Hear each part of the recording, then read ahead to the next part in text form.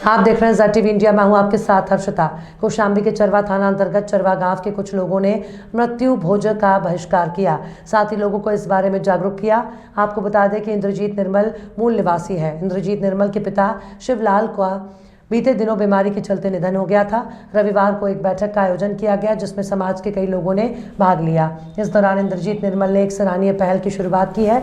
उन्होंने मृत्यु भोज को बंद करके शांति पाठ कराया और भी समाज के लोगों को संदेश दिया कि वो तेरे ही जैसी कुप्रथा को बंद करना चाहिए। मृत्यु भोज के बदले समाज के गरीब बच्चों की शिक्षा देने में सहयोग करना चाहिए और बच्चों को अच्छी शिक्षा देनी चाहिए। बैठक को संबोधित करते हुए सपा लोहिया वाहिनी के प्रदेश अध्यक्ष डॉक्टर रामकरण निर्मल ने कहा कि इंद्रजीत निर्मल द्वारा जो फैसला लिया गया है वो सराहनीय है। उन्होंने कहा कि समाज का मुखिया का देहांत हो जाता है और जो प्रथा है कि मृत्यु के बाद तेरही करनी चाहिए, जिससे दुख में भी घर की जमा पूंजी का दुरुपयोग होता है। ये पुराने ज़माने की प्रथा है जिसे हम सभी को खत्म करना है। इसके बदले समाज के गरीब बच्चों और अपने बच्चों को अच्छी शिक्षा देनी चाहिए, जिससे पुरानी प्रथा को खत्म किया जा सके और समाज के लोग अच्छी शिक्षा ग्रहण कर नए कीर्ति स्थान स्थापित कर सके, जिससे समाज को अभी विकास हो और खुद का भी। बैठक को डॉक्टर राजकुमार चौधरी, विजमा दिवाकर, डॉक्टर नरेंद्र दिवाकर ने भी संबोधित कर समाज को जागरूक किया।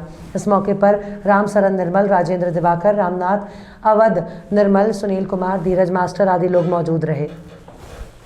ये मैं यूँ कहूँ कि बैठक में एक प्रकार का जागरूकता अभियान है और हमारे बड़े भाई श्रद्धेय शिवलाल जी का देहांत हो गया था। तो जो हमारे बहुजन महापुरुषों में जो उनका आंदोलन था, जो उनकी कड़ी थी, जो उनके बताए रास्ते थे और माननीय नेताजी ने जो बताया रास्ता, उस रास्ते पे चलते हुए हम लोगों ने जो कुप्रथा थी दाग देने की, तेरगी करने की, इस प्रथा को हमने त्यागा है।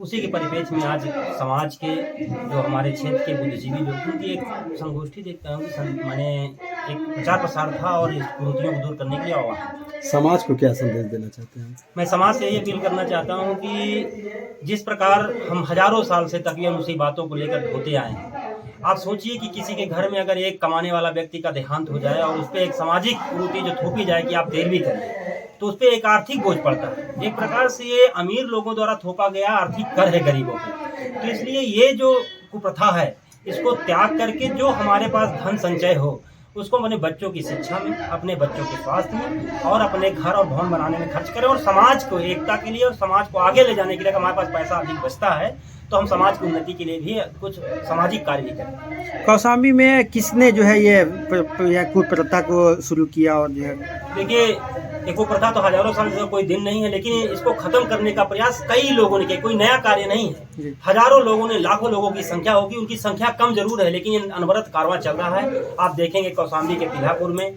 आदरणीय रोहित जी ने और अनिल मानव जी ने, आप देखेंगे डॉक्टर राजकुमार जी ने गढ़वा इस्लामाबाद में, वहाँ अपने चाचा की मतलब तेरहवीं नहीं की, और यहाँ इंद्रजीत जी ने नहीं की, इंद्रजीत निर्मल जी ने नहीं की, और ऐसे तमाम। अभी देखा आपने श्रद्धेय नेताजी का देहांत होने के बाद वहाँ दर्शन सिंह यादव नेताजी ने एक नया लंबा अभियान चलाया था कि गरीब ये पूरे मैनपुरी क्षेत्र में कहीं तेरहवीं नहीं होनी चाहिए, और उन लोगों ने उसे कर दिखाया। नेताजी के पास धन की कमी नहीं थी, लेकिन उन्होंने गरीब, जो अगर हम कोई काम करते हैं तो उसे गरीब या जो भी लोग होते हैं समाज के, वो उसको अनुसरण करते हैं। तो ये कारवां हम लोग, मैं आदरणीय इंद्रजीत जी को भी बहुत धन्यवाद दूंगा कि उन्होंने बहुत साहसिक कार्य किया है तेरहवीं जैसी कुप्रथा को खत्म करने का और बच्चों की शिक्षा और स्वास्थ्य पे ज्यादा ध्यान देने की जरूरत है। समाज से यही अपील करूंगा कि इस तरह की कुप्रथाओं को त्याग करके शिक्षा और स्वास्थ्य पे ध्यान देने की जरूरत है। जी।